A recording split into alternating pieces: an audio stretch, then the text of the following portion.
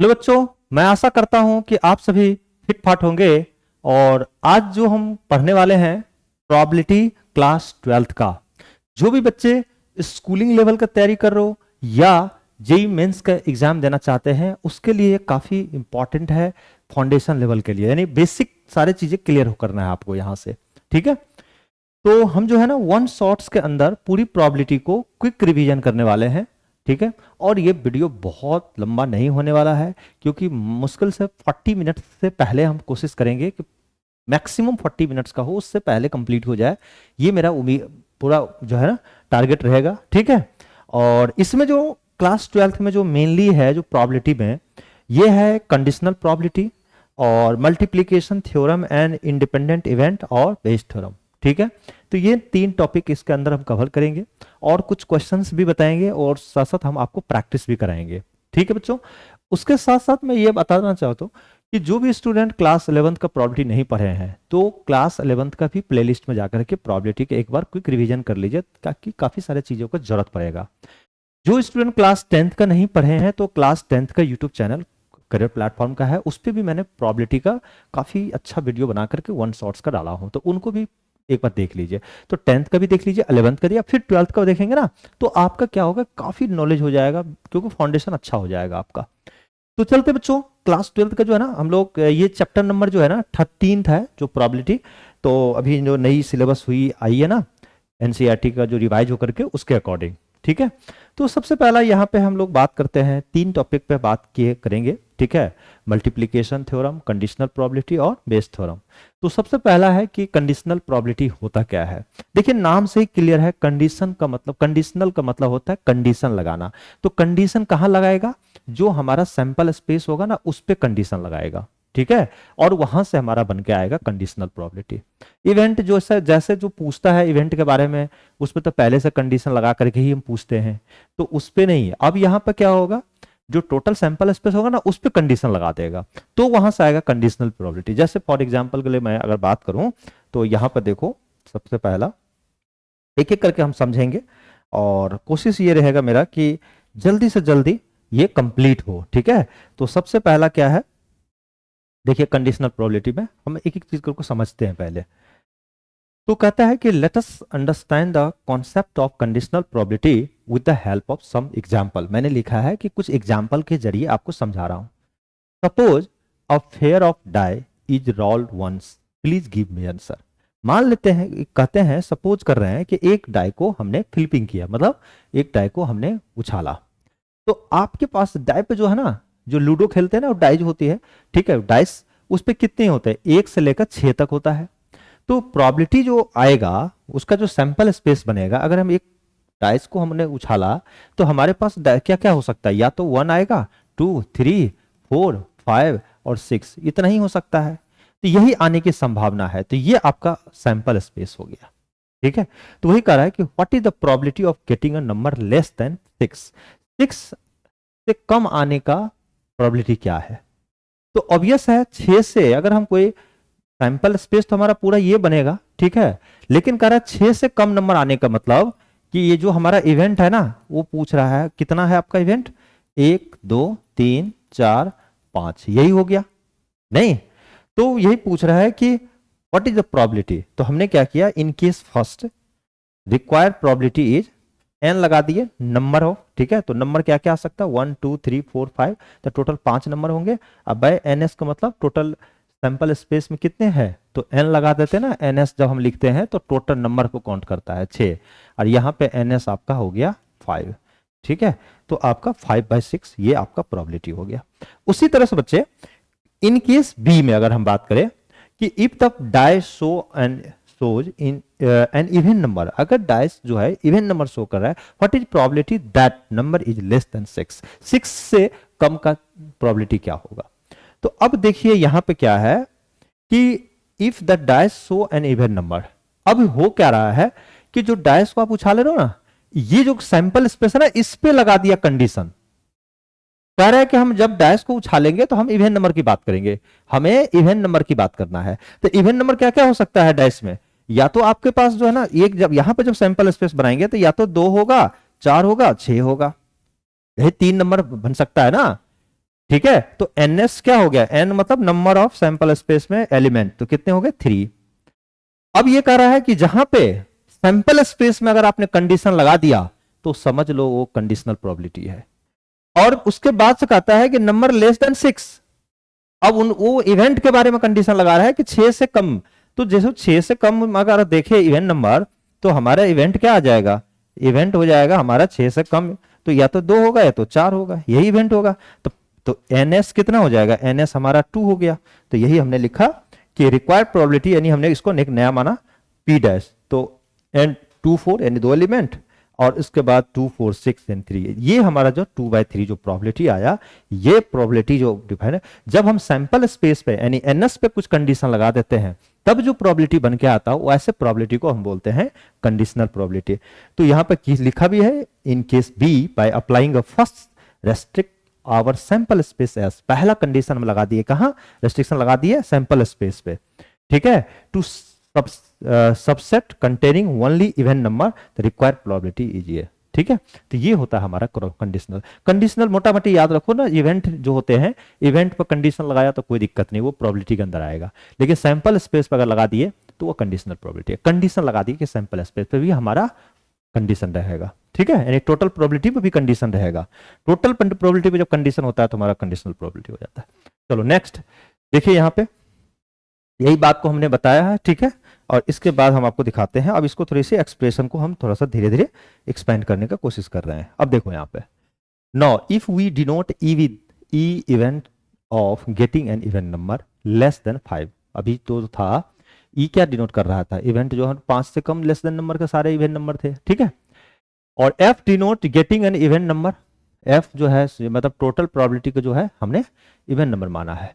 तो in case B में we can be relate as a find a probability of occurrence of event that F already occur, यानी हमने F पे already condition लगा चुके हैं, तब हम इवेंट का कंडीशन बताइए कि जब वो 5 से कम सारे इवेंट नंबर होगा। तो क्या हो गया, तो देखो ये हमने p बाय डैश किया ना, तो हम क्या करेंगे, पहले जो है ना प्रोबेबिलिटी में हम ऐसे तो निकालेंगे ना, हमने प्रोबेबिलिटी इवेंट नंबर पे कैसे निकाला, हमने प्रोबेबिलिटी यही तो लिखा, n इवेंट नंबर 2 और 4 5 से कम, और फिर n इवेंट नंबर क्या होगा 2 4 और 6, है ना। कंडीशनल प्रोबेबिलिटी p डैश यही होगा। इसमें कितने एलिमेंट है, 2 है, इसमें कितने हैं, 3 है। हम क्या करते हैं, दोनों में ऊपर नीचे ns से डिवाइड करते हैं।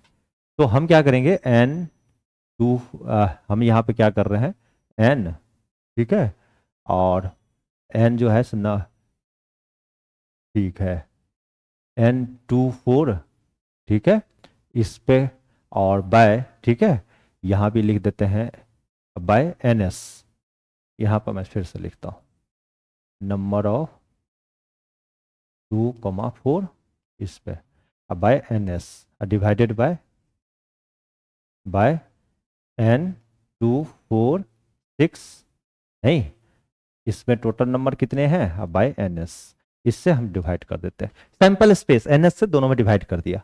तो जब डिवाइड कर दिए तो हमें इस तरह से बना, एक टर्म ये बना, अरे एक ये बना। अब बताओ इसका मतलब ये हुआ कि आप इसको कैसे लिख सकते हैं, आप बताइए, ns को ये बताइए, हमें ई इवेंट क्या हुआ है, मैं यहां लिख देता हूं, ई क्या है, 5 से कम है सारे इवेंट नंबर, तो हमने लिखा 2 और 4। एफ क्या है हमारा, 6 तक का सारा इवेंट नंबर है, तो 2 4 6, यही है ना। तो मैं क्या करूंगा, ई इंटरसेक्शन एफ निकालो तो कितना आएगा, दोनों में क्या कॉमन है, 4 है, ठीक है। तो इस चीज को ऊपर जो 2 4 है ना बाय ns है, तो देखिए, तो इस 2 4 को हम कैसे लिखते हैं, अब बताइए, इसको मैं लिखता हूं n24 इंटरसेक्शन 2 4 6 लिख सकते हैं। भाई ये बताओ, n24 है इसमें एलिमेंट, ठीक है, इसमें 2 4 है, ठीक है, तो 2 4 होगा इसमें, और अगर इंटरसेक्शन लेते हैं 2 4 6 का, तो हमारे पास 2 4 ही तो आएगा, तो 2 4 ही तो आएगा, दोनों में जो कॉमन होगा तो बस उतना ही रह जाएगा। तो इसको लिखने का तरीका अलग है, n24 और फिर 2 4 इंटरसेक्शन 2 4 6 लिख दिया इसको, और फिर n लगा दिया, तो बाय ns हो गया। नीचे भी क्या है, n246 ऐसे रहने दिया। अब ऊपर वाला क्या होगा कि ये वाला को तो ना, ये देखो इसको क्या बोलते देते हैं, 2 4 किसका है, ई का इवेंट है, 2 4 6 का है, एफ का है, नहीं 2 4 6 एफ का है, अब बाय एन एस। अब इसको हम क्या कर देते हैं, यहां पर लिख देते हैं पी इंटरसेक्शन एफ, और नीचे में क्या करते हैं N F by N S को पी एफ बोलते हैं, ठीक है, with respect to N S, है ना। तो अगर एन एस सैंपल स्पेस है तो ये पी एफ होगा। तो वी से हम लोग we can say this is called conditional probability. F पे आपने क्या किया है, कंडीशनल हो गया। तो कंडीशनल प्रोबेबिलिटी का मतलब हुआ कि पी डैश निकालोगे ना, तो आप ध्यान रखना पी, ठीक है, ई intersection F divided by P F. जो राइट साइड में होगा ना वो नीचे कर देना, नीचे राइट में एफ है तो नीचे पी एफ लिखना, ठीक है। तो यहां से हम डिफिनेशन आया कि condition of conditional probability, let S be the sample space associated with given random experiments and let A and B with any two event defined on the sample space S, the probability of occurrence of event A under the condition B has already occurred। B has already occurred का मतलब ये हुआ क्योंकि B पे हमने already पहले से condition लगा दिया। जो नीचे होता है ना सैंपल स्पेस, उस पे कंडीशन लगाने का मतलब B पे कंडीशन लगाना, ठीक है। occur is called conditional probability of event A and B denoted by conditional probability का मतलब हो गया आप ए लिखना, यहां पे एक डैश दे देना और फी। इसका मतलब ये हुआ कि ए का हम प्रोबेबिलिटी निकाल रहे हैं, बी ऑलरेडी अकर हो चुका है, मतलब बी पे हमने पहले से सैंपल स्पेस जो आएगा ना उस पर कंडीशन लगा चुके हैं। तो इसका मतलब ये हुआ कि आप इसको लिखना पी ए इंटरसेक्शन बी लिख देना, ठीक है। अब बाय बी ऑलरेडी अकर हो गया तो नीचे पी भी लिख देना, ठीक है। इस तरह से ध्यान रखना आपको। अगर यही चीज को जहां पे पी भी आपका जीरो नहीं होना चाहिए, क्योंकि नीचे डिनोमिनेटर में जीरो हो जाएगा तो आपका गड़बड़ हो जाएगा, है ना।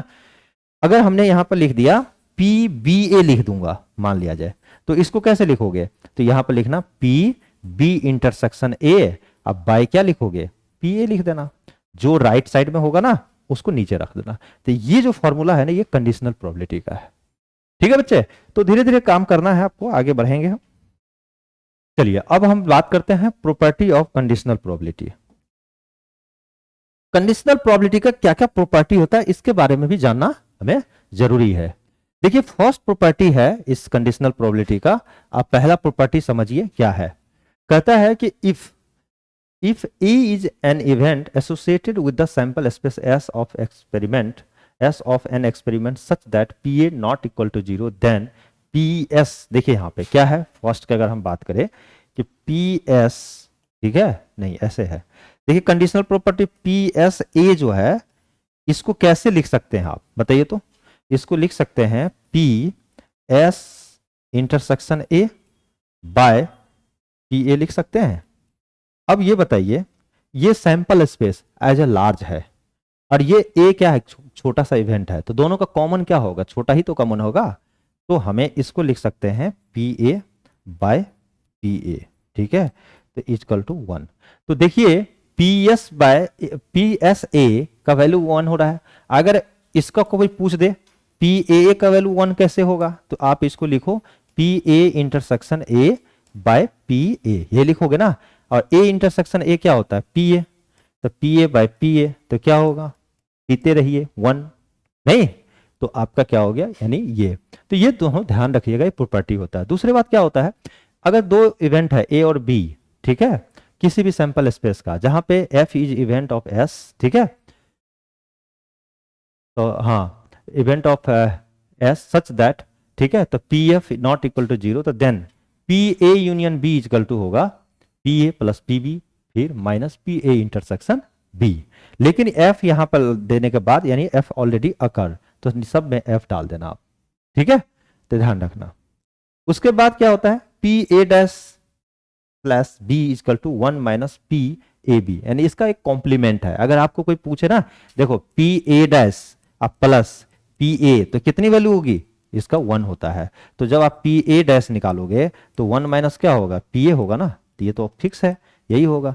अब यहां पे क्या किया है, बी ऑलरेडी अकर्ड कर दिया तो बस हो गया, यहां पे क्या करना है पी ए डैश लिखोगे बाय पी ए डैश लिखना, ठीक है, पी ए डैश लिखना, P A dash B already occurred equal to क्या होगा 1 minus P A B already occurred, ऐसे लिख देना, बस एक ही चीज है। तो ये 3-4, उसके बाद ना प्रोबेबिलिटी जो है ना पी ए बी, मतलब इसकी जो है ना ए प्रोबेबिलिटी निकालना है ए का, बी ऑलरेडी अकर, इसकी वैल्यू ना हमेशा 0 से 1 के बीच में होगा और 0 और 1 भी होगा। यानी प्रोबेबिलिटी का मैक्सिमम वैल्यू 1 हो सकता है और मिनिमम वैल्यू 0 हो सकता है। तो ये तो पहले से ही पता है, ठीक है। बस कंडीशनल प्रोबेबिलिटी में क्या होगा कि जो बी है ना उस पर कंडीशन लगा हुआ है, ठीक है, ये ऑलरेडी अकर हो चुका है। चलिए नेक्स्ट कंडीशनल प्रॉपर्टी, मुझे लगता है कि आपको अच्छा सा समझ में आया होगा। तो एक जो है ना क्वेश्चंस कर लेते हैं जिससे कि कॉन्सेप्ट आपका क्या होगा, क्लियर हो जाएगा। देखो यहाँ पे क्वेश्चन क्या कर रहा है ना, क्वेश्चन कर रहा है सम, पहले तो हम यहाँ पे लिखते हैं, ऊपर हमने क्या लिखा, sample some important questions for practice, ठीक है। ये क्वेश्चंस जो हम एक प्रैक्टिस के लिए दिए हैं ताकि ये प्रोबेबिलिटी का क्वेश्चंस आपके बनने लग जाए, पूरा एक्सरसाइज बन जाएगा आपका। क्विक रिवीजन कर रहे हैं ना हम लोग, सारे फॉर्मूले वगैरह याद करवा रहा हूं मैं आपको। तो यहाँ पे देखिए A and B are the two event such that P A equal to 1/2, P B equal to 1/3। तो आपको P A intersection B equal to 1/4। तो what is the probability of P A B और P B A. तो मैं इसको solve करता हूं, ठीक है। तो देखिए फर्स्ट में क्या लिखोगे आप बताओ, conditional property P A B अगर लिखा रहे तो अब बच्चों क्या से लिखोगे, पी ए इंटरसेक्शन बी अब बाय पी बी, यही लिखेंगे ना, क्योंकि बी ऑलरेडी अगर अकर हो चुका है, पी ए का इवेंट प्रोबेबिलिटी निकालना है, बी ऑलरेडी अकर हो चुका है। तो क्या होगा, अब देखो ए इंटरसेक्शन बी की वैल्यू दी हुई है 1/4, अब बी के वैल्यू दिया हुआ है 1/3। अब ये क्या होगा, पलट जाएगा 3/1 यानी 3/4। और ये हमेशा ध्यान रखना 1 से कम ही आएगा। अगर आपसे कोई पूछ दे कि बताओ सर प्रोबेबिलिटी इसका निकालो, पी बी ए निकालो, तो बस वही बहुत आसान है। यहां क्या करेंगे, probability of B intersection A by probability of A हमने लिख दिया। अब यहां से क्या होगा, बी इंटरसेक्शन ए को आप ए इंटरसेक्शन बी भी लिख सकते हैं, उस पर कोई असर नहीं आएगा। और इसका वैल्यू आपको दिया हुआ है 1/4 बाय 1/2, ठीक है। तो 1/4 और 2/1 दैट इज कॉल्ड 2, यानी 1/2 हो गया। ओके, और ये ऑलवेज हमेशा 1 से कम होगा क्योंकि टोटल प्रोबेबिलिटी का सम कितना होता है, 1 होता है। तो इस तरह से क्वेश्चन हम इसका बनाते हैं कंडीशनल प्रोबेबिलिटी। अब चलते हैं हम लोग नेक्स्ट जो है ना अगला प्रोबेबिलिटी के क्वेश्चंस करते हैं हम लोग। ये क्वेश्चन देखो, ये भी आसान है। क्वेश्चन इसलिए कराता हूं कि आपका कॉन्सेप्ट बहुत बेहतर हो पाए, है ना। आप रिवीजन जल्दी करेंगे, फास्ट रिवीजन करना है क्योंकि एग्जाम का समय बहुत नजदीक है आपका, तो इसलिए फटाफट इसको रिवीजन कर लेना है, उससे क्वेश्चन सारे बन जाएंगे। चलिए यहाँ पर कहता है ए डाई और डाई मतलब डाइस, है ना, इज थ्रोन वंस, एक डाइस को हमने उछाला एक बार में। तो let A be the event that number obtained is greater than 3। तो अब बताओ कि हमने डाइस को जब उछाला, तो डाइस को जब हम उछाले तो सैंपल स्पेस क्या बनेगा हमारा, डाइस का सैंपल स्पेस क्या होगा। सबसे पहले हम लोग इसको ना सॉल्व करने से पहले जो जो दी हुई ना उसको लिख लेते हैं। तो सैंपल स्पेस तो यही बनेगा ना, 1 2 3 4 5 और 6, यही हमारा सैंपल स्पेस बनेगा। अब हमने डाइस को जब उछाला तो पहला इवेंट क्या हो रहा है, ए है, तो ए इवेंट हमारा क्या होगा, ए जाएगा नंबर ग्रेटर देन 3, तो 3 से ज्यादा तो 4 होगा, 5 होगा और 6 होगा, यही होगा।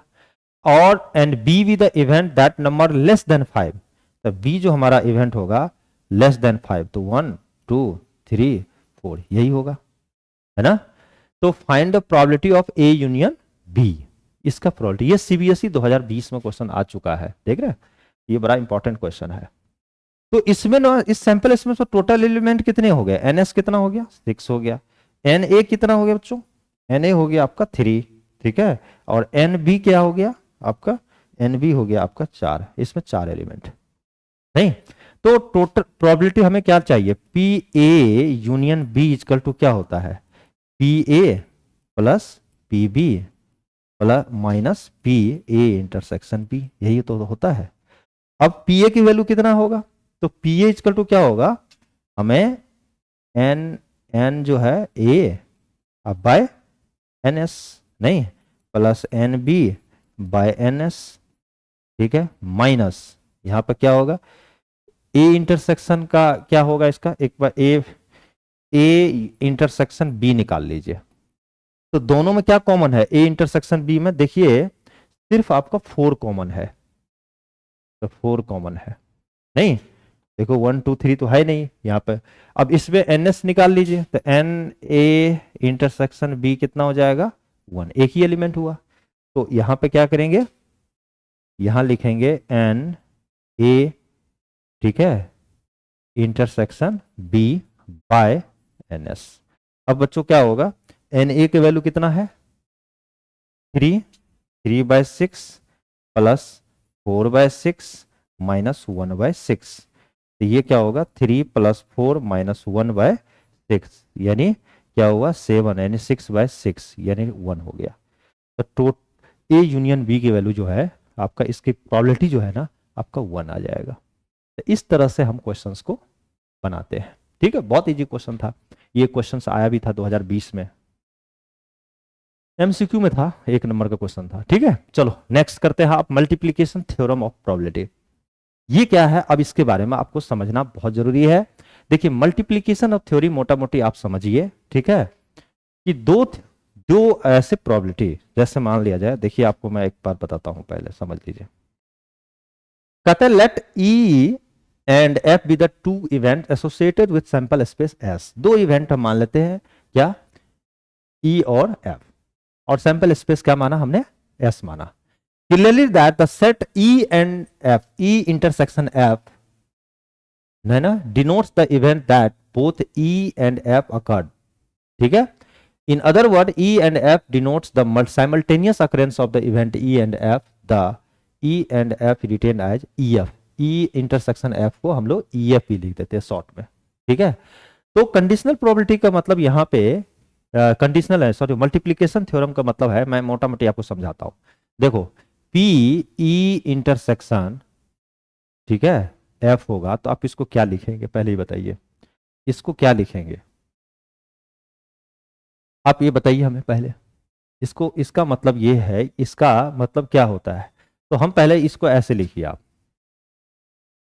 पी ई एफ को क्या लिखेंगे, ऐसा रहे ना, प्रोबेबिलिटी ऑफ इवेंट ई, ठीक है, एफ ऑलरेडी अकर्ड, तो इसको लिखेंगे P E intersection F R divided by P F, यही लिखेंगे ना।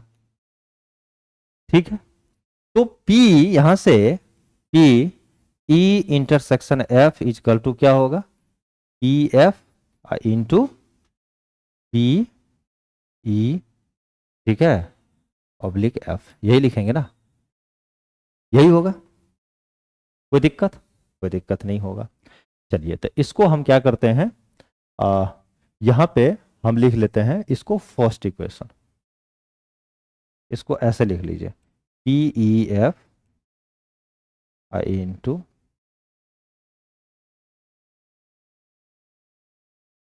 P F. ठीक है,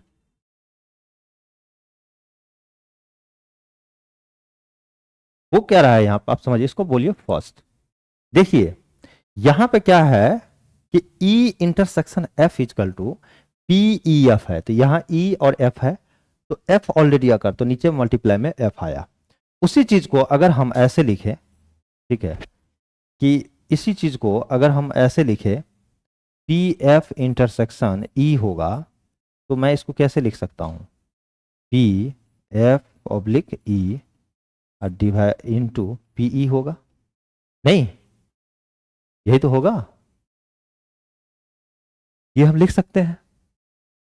तो ये जब आप लिख सकते हैं, ठीक है, तो इसका मतलब ये हुआ कि ये भी तो, ये इसमें, इस दोनों में तो हम ये भी तो लिख सकते हैं ना कि P E intersection F is equal to क्या होगा, पी एफ इंटरसेक्शन ई, दोनों का वैल्यू तो एक ही होगा, ये दोनों एक ही चीज है, तो ये और ये एक ही चीज है। इसका मतलब ये हुआ कि हम जो है डायरेक्ट, आप याद रख लीजिएगा, पी इंटरसेक्शन एफ लिखा रहे तो आप इसको लिख सकते हैं पी ई एफ, ठीक है, आप लिख देंगे पी ई एफ, लिखेंगे तो एफ नीचे आ गया, तो आप यहां से पी एफ से मल्टीप्लाई करना, ठीक है, क्या करना, पी एफ से मल्टीप्लाई करना राइट साइड वाले पे, या नहीं तो अगर पी एफ ही लिखते हैं, ठीक है, तो आप देखो राइट में ई आ गया, तो यहां पर पी से मल्टीप्लाई करना, ठीक है, तो यही है मल्टीप्लीकेशन थ्योरम। अगर समय तो वही बात बता रहा है, ठीक है, कि P E intersection F is equal to P E into P F E, फिर P F into P E F, यानी अगर यहाँ राइट में एफ होगा तो यहाँ भी एफ होगा, राइट में ई होगा तो यहाँ पे ई आएगा, लेकिन दोनों का आंसर सेम आएगा। यानी इंटरसेक्शन में कोई चेंज नहीं होगा। ऐसे थ्योरम को मल्टीप्लीकेशन थ्योरम बोलते हैं। आगे समझ में, तो known as the multiplication rule of probability, इसका काफी यूज होता है। ठीक है, अब आप देखो इंडिपेंडेंट इवेंट क्या होता है, अब ये समझिए। देखिए, जब दो इवेंट एक दूसरे से इंडिपेंडेंट है, डिपेंड नहीं करता है, तो जब नहीं करता है तो याद रखिएगा कि पी एफ ई, ठीक है, जब लिखोगे तो इसकी वैल्यू होगा पी एफ, ठीक है, और जब पी ई एफ लिखोगे तो इसका वैल्यू होगा पीई। समझ रहे बातों को? जब दो इवेंट आपस में इंडिपेंडेंट होगा तो अब बताइए, जब इंडिपेंडेंट होगा तो मैं अभी क्या बताया हूं कि पी जो है ई एफ को हम लोग क्या लिख सकते हैं, पी ई इंटरसेक्शन एफ, नहीं, अब बाय पी एफ लिखूंगा, बाय पी एफ, है ना?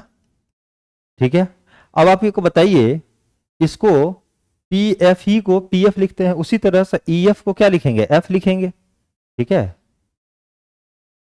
ये आप लिख सकते हैं ना? नहीं, तो ई एफ, है ना? तो इसको क्या लिख सकते हो, जब जब आपका ई एफ इंडिपेंडेंट इवेंट होता है तो ई एफ को यहाँ ऊपर ई है ना, तो ई यहाँ पे इसको आप क्या लिख सकते हैं, इसको आप पीई लिख सकते हैं। इसका मतलब क्या हुआ, इसका मतलब ये हुआ कि पीई बराबर हमारा P E intersection F by P F होगा, और इट मीन्स कि P E intersection F is equal to P E into P F. ये होता है इंडिपेंडेंट। ठीक है, बहुत इंपॉर्टेंट है कि P E intersection F equal to P into P F होता है। ठीक है, तो ये होता है हमारा, ठीक है, इंडिपेंडेंट इवेंट का कंडीशन। ठीक है, तो ये याद रखिएगा, ये इंडिपेंडेंट इवेंट का कंडीशन हमारा। ठीक है, जब इंडिपेंडेंट इवेंट नहीं होगा तो ये कभी इक्वल नहीं होगा। मैंने लिख भी दिया, two events E and F are said to be dependent then not independent, then P E intersection F not equal to P E into P F. जब इंडिपेंडेंट होगा उसी कंडीशन में ये रूल आपका फॉलो करेगा, यानी पी एफ ई बराबर P F या P E F equal to P E होता है, यानी इधर वाला जो टर्म होगा ना वही आएगा यहां इंडिपेंडेंट के केस में। ठीक है, तो मैंने लिख भी दिया था, अगर ई और एफ दो इंडिपेंडेंट इवेंट है तो ये आपको यहां पर हमने बनाकर दिखा दिया है। ठीक है, तो इस तरह से चलो अब कुछ एग्जाम्पल कर लेते हैं। इससे क्या होगा कि आपका ना ये थोड़ी से कॉन्सेप्ट मजबूत हो जाएगा। देखिए, हर थ्योरी के बाद मैं एक एग्जाम्पल इसलिए बना रहा हूं कि ये इसको अप्लाई कैसे करेंगे, कैसे ये लागू करेंगे, ताकि क्वेश्चन आसानी से बन जाए आपका। नहीं, तो सबसे पहला क्या है कि यहां पर देख लो कि A and B are two independent event. ठीक है, तो पी इज इक्वल टू 3/4 और ये 2/3, तो हम इसकी वैल्यू कैसे निकालेंगे? ठीक है, तो अब आप बताइए यहां पे कि आपका पी ए की वैल्यू कितना दिया है, 3/5, तो पी ए डैश क्या होगा, 1 माइनस पी ए, नहीं, इसका मतलब 1 माइनस 3/5 यानी 2/5 हो गया, तो ये हो गया पी ए डैश का वैल्यू। ठीक है, उसी तरह से पी बी की वैल्यू कितनी है, तो पी वी हमारा 2/3 है। ठीक है, तो पी बी डैश क्या होगा, 1 माइनस 2/3, 2/5, 2 बाई कितना है, 3 है ना, 1 माइनस 2/3, इसका मतलब 1/3 हो गया। ठीक है, तो ये क्या हुआ कि क्योंकि एक ये इसका कॉम्प्लीमेंट हो गया, क्योंकि टोटल प्रोबेबिलिटी 1 होता है ना, तो ए प्लस, ठीक है, ए डैश, यानी एक दूसरे का सप्लीमेंट हो गया, एक तरह कॉम्प्लीमेंट्री हो गया एक तरह से। ठीक है, मतलब एक निकालने के लिए दूसरे को 1 में से घटा देना। ठीक है, अब हम बताइए इसका वैल्यू निकालना है, तो पी ए इंटरसेक्शन एफ, जब दो इवेंट जो है, दो ए और बी यहां पे इवेंट जो है इंडिपेंडेंट होता है, तो पी ए इंटरसेक्शन बी को हम क्या लिख सकते हैं बताओ, P A into P B, यही तो लिखते हैं इंडिपेंडेंट के केस में, तो इसको लिख दीजिए। यहां पर क्या लिखोगे, P A into P B. P A की वैल्यू दिया हुआ है कितना, 3/5, अब पी बी की वैल्यू दिया है 2/3, तो ये कितना होगा, 3 3 क्या 2/5 हो गया।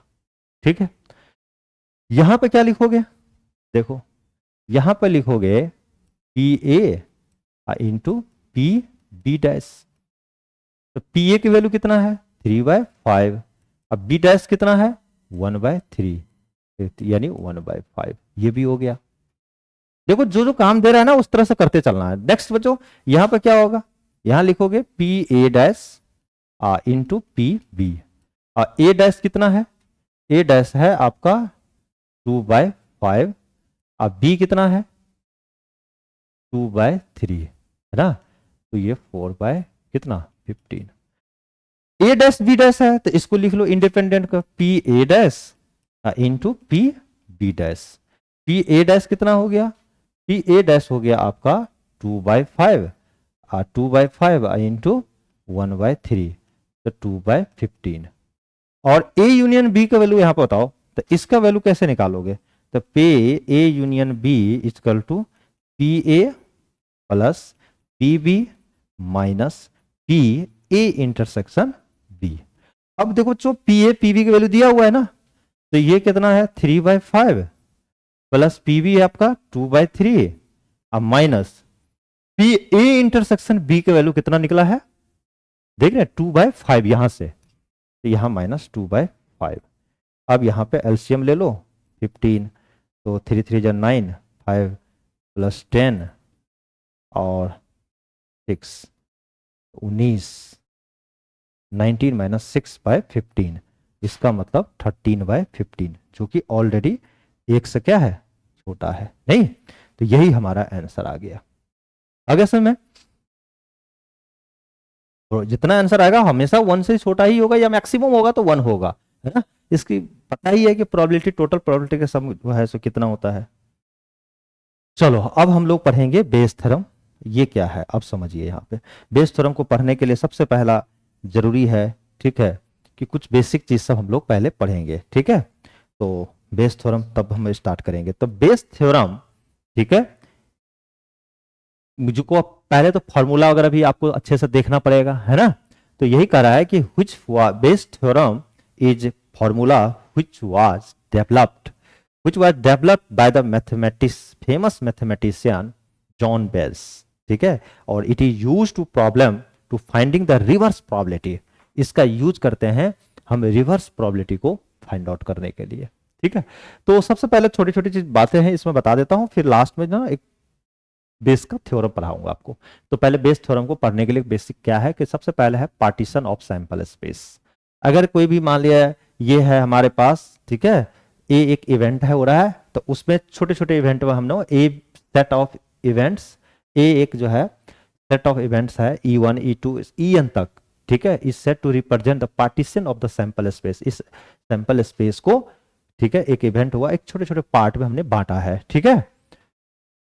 तो EI इंटरसेक्शन EJ, मतलब अगर E1 हुआ और एक E2 हुआ, तो इसके बीच में, दोनों इवेंट के बीच में जो इंटरसेक्शन है वो हमेशा 5 हो, मतलब कोई कॉमन नहीं होगा।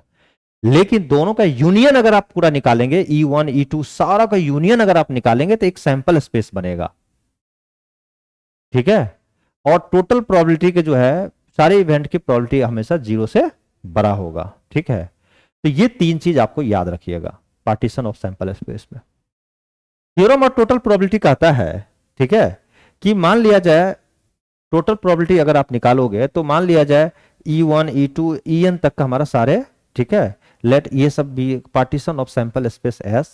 Suppose that each of the event E1 E2 En has non zero probability of the occurrence, A be the any event associated with S. तो हम क्या करते हैं, पी ए इक्वल टू लिखते हैं PE1, फिर PA ऑब्लिक, ठीक है, डैश E1, मतलब E1 ऑलरेडी हो चुका है, तो प्रोबेबिलिटी ऑफ ए का निकाल रहे हैं, ठीक है, इवेंट, ठीक है। फिर PE2 PAE2 प्लस इस तरह से PN PAEN। तो इस सभी को जब जोड़ दोगे ना तो ये हमारा पास PA बोलाएगा, और इसको हम लोग लिखते हैं सिग्मा। इसी को जो ना जहां जहां प्लस है ना इसको सिग्मा से जोड़कर, तो सिग्मा J इक्वल टू 1 से, ऐसे सिग्मा ऐसे लिखते हैं, J इक्वल टू 1 से N तक, और हम लिखेंगे PEI लिख दिया या तो J लिख दिया, J है ना तो J ये लिख दिया, ठीक है। अब पी ए ऑब्लिक ई जे, अब हम क्या करेंगे यहाँ पे जे की वैल्यू 1 रखेंगे तो ये वाला टर्म आएगा, 2 रखेंगे तो ये टर्म होगा, और सिग्मा का मतलब हुआ सबका समेशन। तो ये हो गया हमारा एक तरह से टोटल प्रोबेबिलिटी, ठीक है। अब हम बेस थ्योरम का बात बताते हैं। देखिए बेस थ्योरम कहता है किसी भी इवेंट का अगर आप प्रोबेबिलिटी निकालते हैं, ठीक है, तो उस इवेंट का प्रोबेबिलिटी निकाल के अब बाय टोटल प्रोबेबिलिटी से आपको डिवाइड करना पड़ेगा। इफ ई वन देखिए यहाँ पे, इफ ई1 ई2 ई तक हमारा, ठीक है, नॉन एम्प्टी इवेंट है, ठीक है, which continue a partition of, ठीक है, partition of sample space S, तो A is any event associated with S. तो अगर हमारा पहला इवेंट अगर है तो हम क्या लिखेंगे यहाँ पे, फर्स्ट इवेंट होगा तो यहाँ E1 और यहाँ E1 लिखेंगे। अब बाय टोटल प्रोबेबिलिटी तो ऐसा ही लिखेंगे, यहाँ पे j इक्वल टू 1 2 से लेकर के n तक लेकर चलेंगे, ठीक है। तो जिसका पूछेगा i के वैल्यू अगर 1 पूछा तो यहाँ पे 1 रखेंगे, यहाँ 1 रखेंगे, बाकी ये तो सेम रहेगा, ठीक है। अगर यहाँ 2 रखेगा तो यहाँ भी 2 रखेंगे, यहाँ 2 रखेंगे, ठीक है। तो इस तरह से हम यहाँ प्रोबेबिलिटी के क्वेश्चन को यूज करके हम इसको बनाएंगे, ठीक है। और बेस थ्योरम बहुत ही इंपॉर्टेंट है रिवर्स प्रोबेबिलिटी के लिए। इस पे कुछ क्वेश्चंस मैं आपको कराता हूँ, ठीक है, मैं दिखाता हूँ। मैं एक क्वेश्चन भी है इसका, देखो ये क्वेश्चन है आपका, ठीक है। तो इस क्वेश्चन का मैं जल्दी में आपको दिखा देता हूँ। देखिए ये क्वेश्चन है आपका बुक्स में,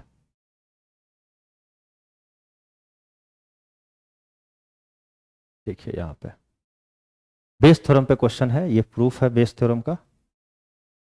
देखिए यहाँ पे, ये समझिए तब आपका क्लियर होगा।